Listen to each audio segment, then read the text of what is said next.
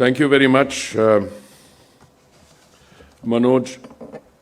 I'm delighted to be here this morning, and my sense of elation is on account of many factors.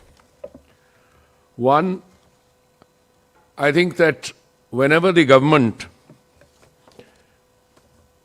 makes a success of a scheme,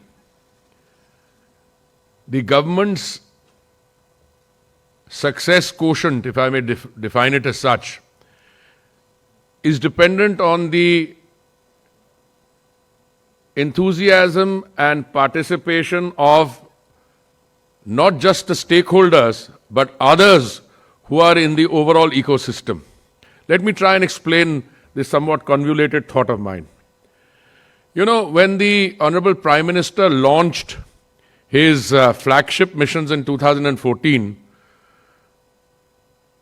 a lot of people thought, and perhaps because they did not have sufficient information, they thought that these were, freebies that would be handed out from the central government through a system of delivery in which the center would provide some money, the states will provide some money, and then something will come through public-private partnership. I think they were totally wrong. Because if you look at the architecture of our schemes, many of them actually, you could argue, should not have been designed by the center. Because land, for instance, is a state subject. What is the center doing? But I think the Honorable Prime Minister understood, and these schemes were designed so that the center will act as a incentivizer or a catalyst, so that if some money is given, others will follow up. Now, let me fast forward. When you come to Amrut, Amrut was a reasonably limited scheme. It was introduced in 500 cities with a population of over 1 lakh. And it was supposed to ensure that water in the tap, stormwater drainage, and a host of other things will come through that process. After about, through the first tenure I had as the housing minister, I was always asked, our city got left out, what will happen? So we used to talk about maybe an extension, because Amrut only spoke about 66%, covered 66% of the urban area. But what you've got out of Amrut 2 is a massive transformative scheme. It's an outlay of about 2,77,000 crores. And it is going to succeed, like Swachh Bharat succeeded because a government scheme became a people's movement, a Jan Andolan. But this will succeed, and I think this is where you all come in. When I was ambassador to Brazil many, many years ago, and Brazil, unlike India, is blessed with, I should be careful with my words, let's say 22% of the freshwater reserves. I was going to say it's blessed with 1/6 of the population and 3 times our land area, but I have to be careful there. I mean, we are very fortunate to have a large population, but you have to cater to it. Now, one of the things that struck me in Brazil was that here was a superabundance of water, fresh water, agriculture, but we needed to look after our population. So I started flagging the water issue much before I joined the Council of Ministers or the Cabinet. Now, when I come here today and I find that, startups are now the flavor of the,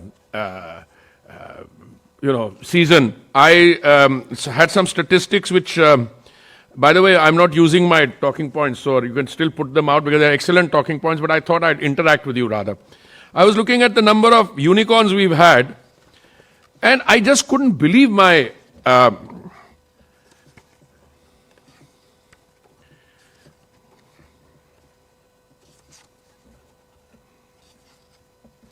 it'll come back to me in a minute. I'm here somewhere in my notes. Any country in the world with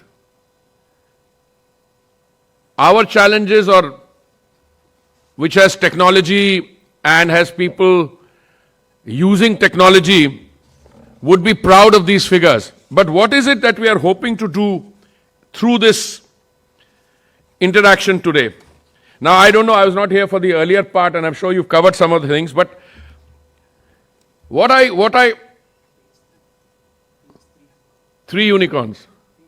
Page 3, okay, good. See, this is what you need good research assistance from, because I decided not to use the notes, and I decided I needed to use the notes.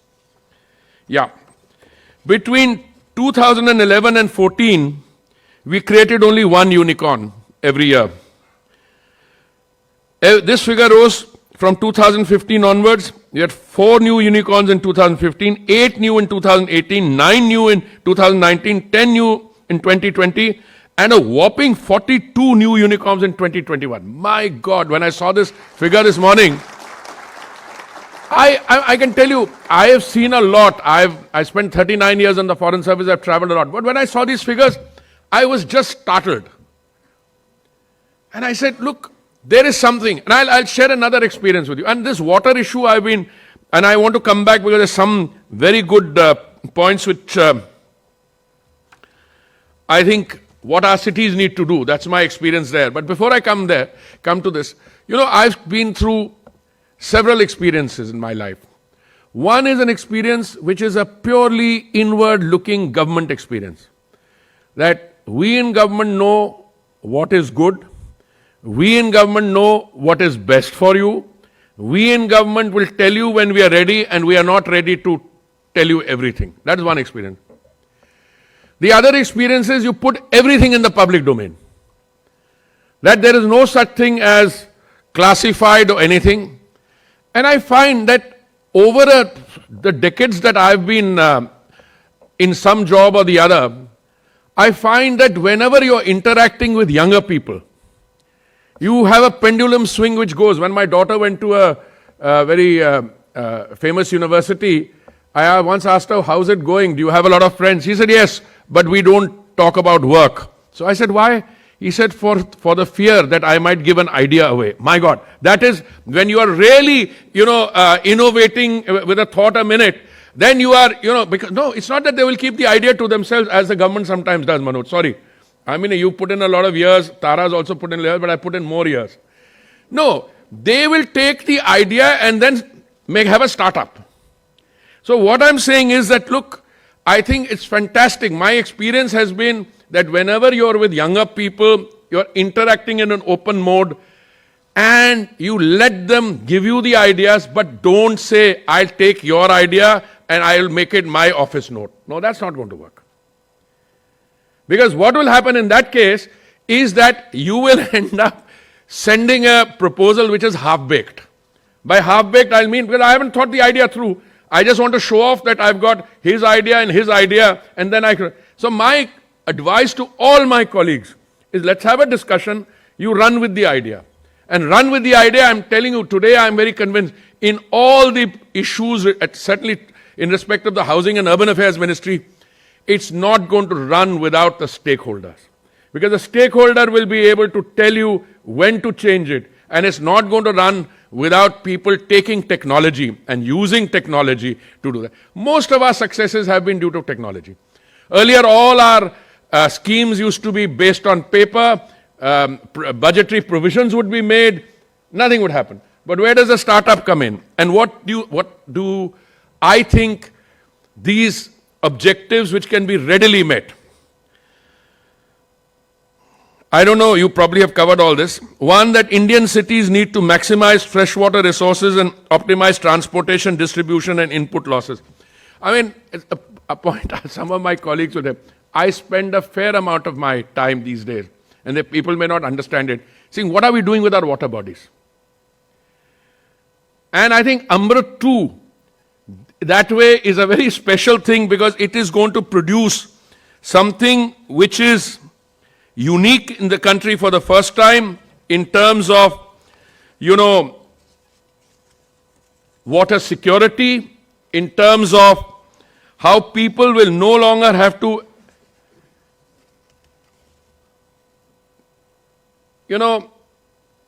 agonize. I think that's the word, on where it's going to come from. So, maximizing freshwater resources, optimizing the transportation, distribution and input losses, increase the efficiency and sustainability of water utilization, better water quality, more robust means to prevent groundwater contamination.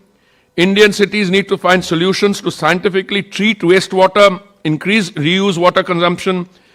Cities need digitally advanced tools to monitor, evaluate, and course correct water and sewage functions in real time. Now, if you look at these 4 or 5, 6 things I've read out, who in the ultimate analysis will be responsible for delivering this? It's very easy for me to turn around and say, this is the urban local body's job. Okay? Urban local bodies say, well, this is within my remit, this is not.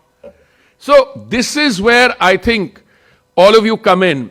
You have startups, you have an evaluation of the absolute ground reality, you have an evaluation of the potential and what you can deliver. And when I watch and I study what has been done so far and what you all are doing, so I'm delighted on many counts. First is, I think this is the first startup in our water area. We are sure about that. You haven't done something that we are claiming credit and Jal Shakti Ministry may have already...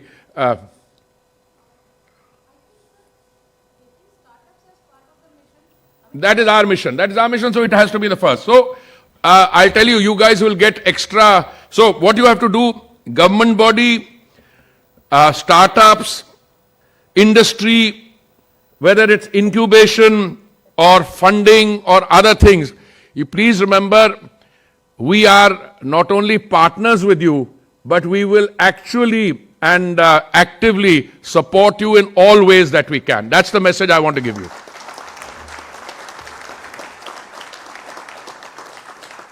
Now, you will set up platforms. Platform, you can either have instant satisfaction that you've got a framework or a platform, or you can have fire in your belly, which means you are always looking at ways and means of scaling up and replicating these innovative solutions. So, and I think India, that is what is going to take India not only to the the apex, the summit of this startup world. And I can tell you, I have watched, even in the last 2-3 years, because we have a robust democracy and we have developmental challenges, we also have, to look at security and other concerns. Very often, if every department gives its thinking in silos, you end up having what I call, and don't quote me on this, a war of the silos. But actually, it's a robust process, and through that we navigate decisions and we come to good decisions. I think in our drone policy in particular, I was delighted after the initial hesitation, because this is a new technology and you will find that India will be the leading, not only in terms of drone technology, but manufacture, etc. Equally, when it comes to the water area, any solutions you find here through your startups, well, you already have a fairly large canvas to cover in terms of India, a large country with a population of 1.34 billion.